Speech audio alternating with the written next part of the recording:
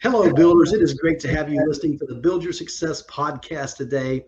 If you're new to the show, this is a place where we build you so you can build others. If you're a returning member of our team, welcome back. It's great to have you.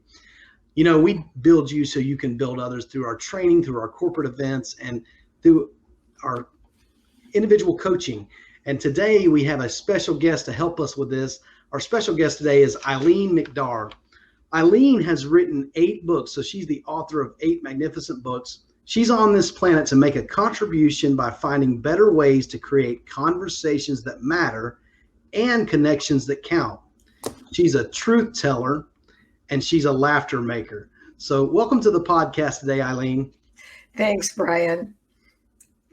You know, as you alluded to, I've been working through some technical difficulties on my end. And so I'm, as you said, I'm building myself as we work through this, but it's good to have you on the podcast today. Great to be here. And we will laugh and learn through the whole thing. Well, I appreciate that. And I told you I did a little bit of show prep and I found out you are a very funny person. And so I look forward to having some humor on the podcast today. You know, in today's modern world, you don't laugh, you're dead. Yeah, some of this stuff, I mean, it just doesn't make sense. And you've got to figure out how to laugh at this. I was just on a virtual call and I thought this was very smart of the woman who came on. She's a PhD. And she said, I have 2 guests that you might see. One is my COO, and that was for her chief outdoor operator. And that was a dog. It's a dog. I said, that's brilliant.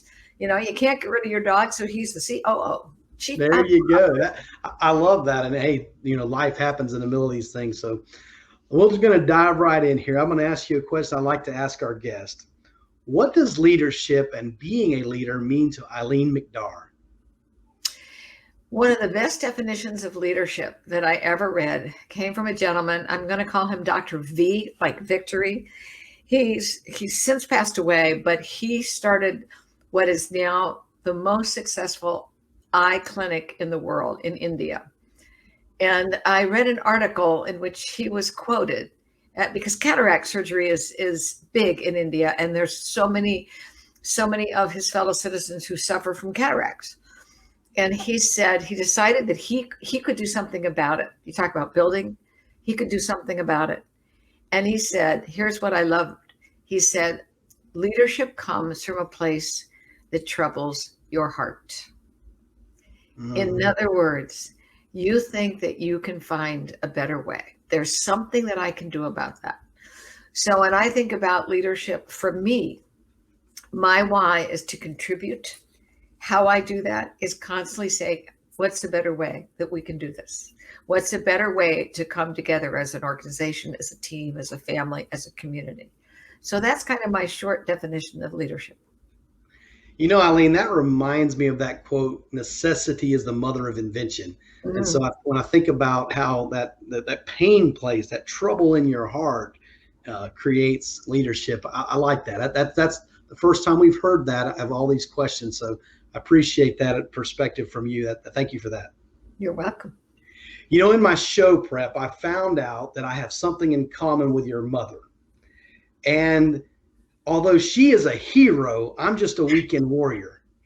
But your mother was a pilot, and not only just a pilot, but a World War II WASP. And so tell us a little bit about that. Oh, you just gave me goosebumps. In fact, I might even cry because her 105th birthday would have been this past Sunday.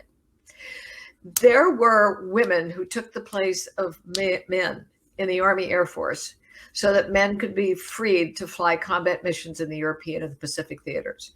Mother was one of those 1,174 women Air Force Service pilots, or WASP, who collectively flew 60 million air miles of domestic wartime duty. She was incredible. All those women were incredible. I think there are only like 32 living now. But what they did, because talk about leadership, it came from a place that troubled their heart. When they found out that there was going to be a shortage of pilots, with Jacqueline Cochran, who convinced Colonel Hap Arnold, there are women who can take the place of men. The call went out. Now, here was the difference, Brian. They had to already have pilot's license. Air Force cadets did not. So they had to already a pilot's license. They had to pay their own way onto an air base at Sweetwater, Texas. But they did every single thing that the Air Force cadets had to do in order to earn those tiny little silver wings. So they are and were, continue to be, my heroes. Because here's the other thing. They were promised that they would be rolled officially into the armed services. They were not. When the war was winding down, they were literally called onto their respective air bases and said, the war is ending. Thank you for your service. Find your own way home. And women were not allowed back in the cockpits of military planes again for 30 years. You would think that they'd be very bitter. None of them regretted their service, ever, because they didn't do it for, oh, look how great you are. They did it because it troubled their heart and they knew that they could make it better. Yeah, and what an example of leadership. And all of us in life, we can choose to be bitter or we can choose to be better. And I think those women chose to be better. It makes me think of the Tuskegee Airmen, the similar challenges and those things. Those guys were great leaders as well. I didn't know, and I've read several World War II aviation books as a pilot. I love to read those books. But I didn't know that those women were left at the base and get your own way home until you said that in your video I watched today, but also now.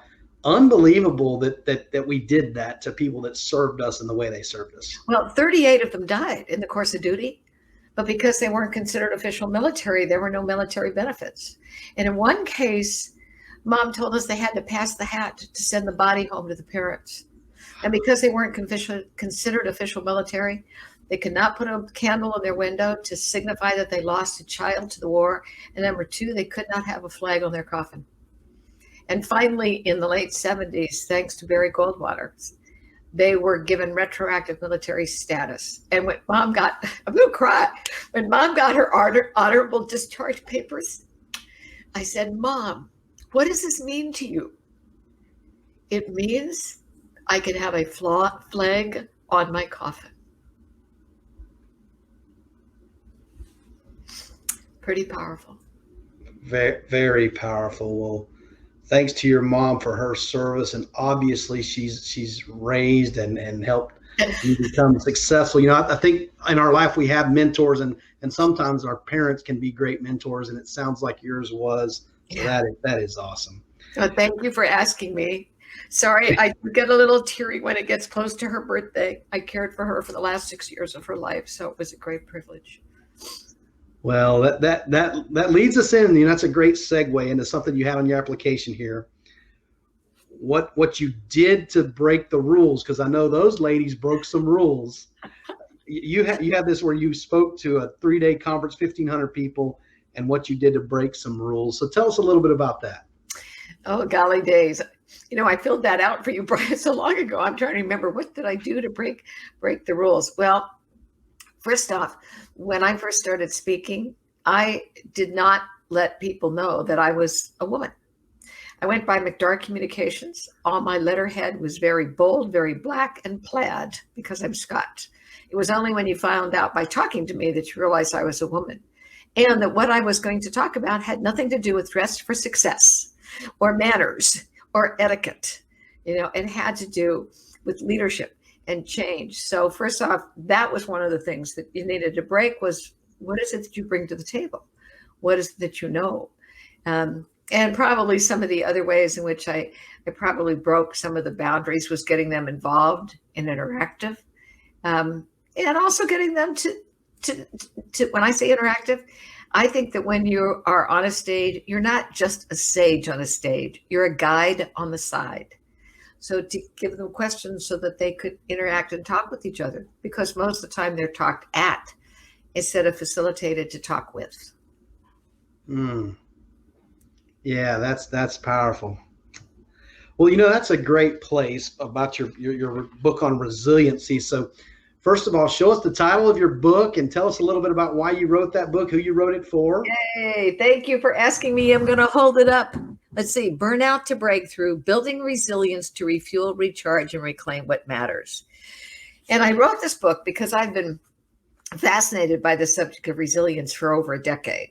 And actually, I think it probably was prompted after 9/11, is how did we as a nation recover from something that had never, ever happened on our shores? And then I realized that resilience wasn't just when crisis hit. We need resilience all the time. So as I would study that and change leadership and how do you grow this skill of resilience, what's happened over the last 4 years, and I'm going to then update it to what happened in the last year, is that more and more people were burning out. They were working hard and enjoying it less. And when I would be asked to speak on resilience, it was in the context of help us to overcome burnout. And in May of 2019, the World Health Organization finally declared burnout to be a global occupational hazard. And when they came out with that, I said, that's it. I have to write the book. I have to do that. That was in 2019. I turned in the final manuscript in December of 2019. And what happened exactly 1 year ago today, 2020, the whole world went on lockdown. And now burnout became burnout on steroids, because more and more people are being fried as they try to juggle now working remotely, taking care of a family, possibly being the teacher for children who can't go to school. They got the dogs, they got the aging parents, but it's all encompassing in one place. So that's why I wrote the book.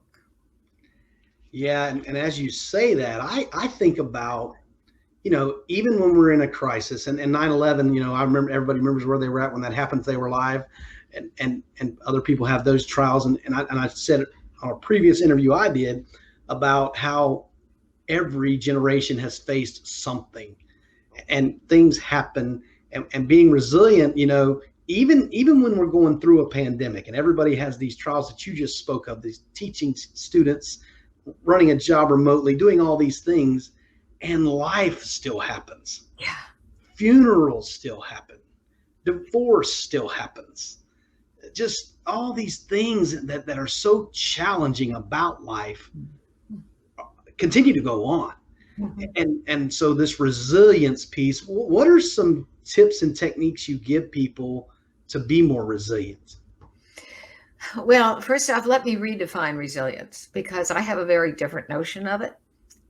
So I just take the dictionary and throw it away, because the dictionary basically says that an object under stress, is deformed. And when the stress goes away, the object returns to its original position. Well, that's great if you're steel or a willow tree. That's not true for the human system. We're not going to go back, Brian. There is no back. Once you have experienced something, you are forever changed. As the saying goes, you cannot enter the same river twice. So first and foremost, my definition of resilience is to grow through challenge or opportunity so that you end up wiser, better on the other side. You don't grow, you're not being resilient. And notice I said challenge or opportunity, because ultimately resilience is about energy management. Do I have the mental, emotional, physical energy to keep on keeping on? So like Brian, when you started this whole series, this is brand new for you, right? This is an opportunity. And it's taken a tremendous amount of energy. Go, oh my God, how do I learn how to do StreamYard? And how do I make a banner? And so there's all kinds of energy that's expanded in a positive way, an opportunity that you see, but you got to be able to manage that energy. So the skills of energy management, which by the way is not a one and done, okay, did that, gone, next, bring in something else. It will constantly be changing based upon where we are in our life. So what I think there are 4 skills: adaptability, agility, laughability, and alignment. And adaptability is basically saying, how many different ways can I approach this situation?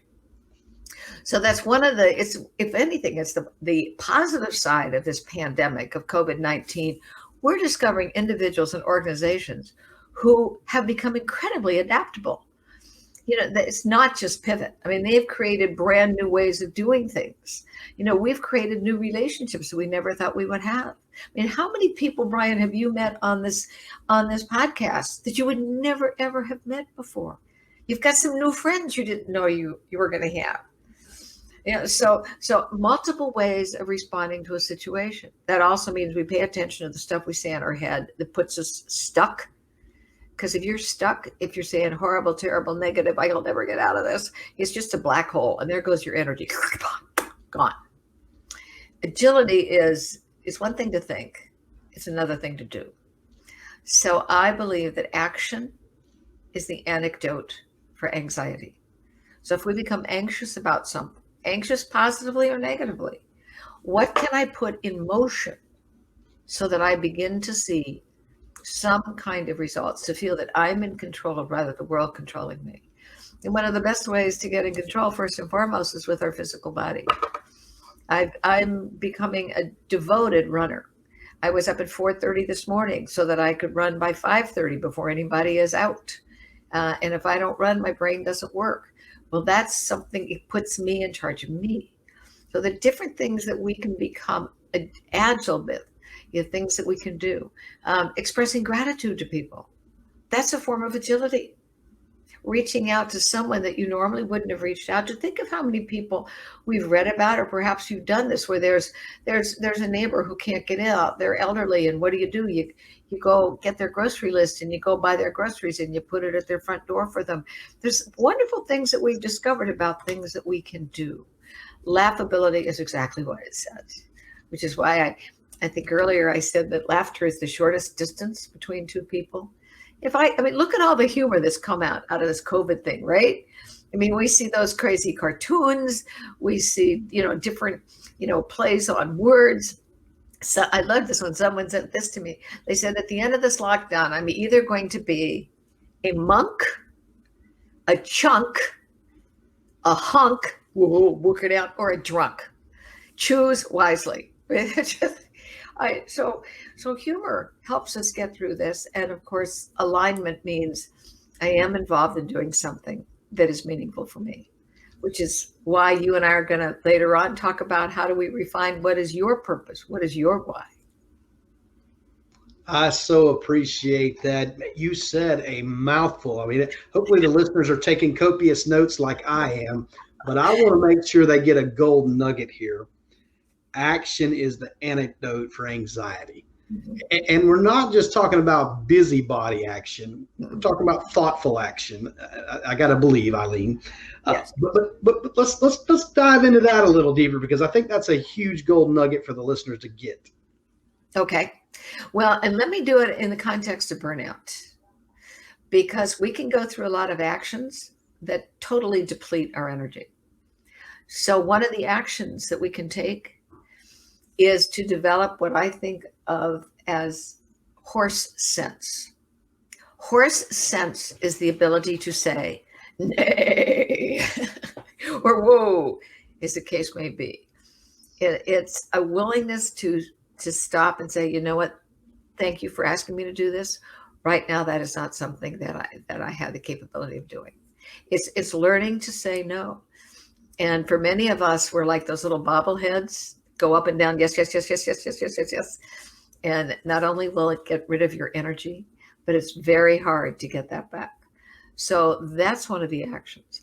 Another action that we can take is learn how to negotiate assignments. What are we being asked to do? Because everything that we're asked to do, some part of that is probably negotiable, but we didn't ask. We didn't clarify, what do you mean by a report? What do you mean as soon as possible? Is that tomorrow or is that in 2 weeks? So there are actions that we can take that allow us, again, to be in control of our life. What do we say yes to? What do we learn to negotiate so that I monitor where my energy goes? That is wonderful. I love those ideas and thoughts, and I think you can definitely help others come through that. I had a previous guest on that said what a lot of people that are working remotely are doing is the time they spent commuting to work and returning home, they're now working. So let's say you worked an 8-hour day and you had a 30-minute commute. Now you're working 9 hours a day, because humans are creatures of habit.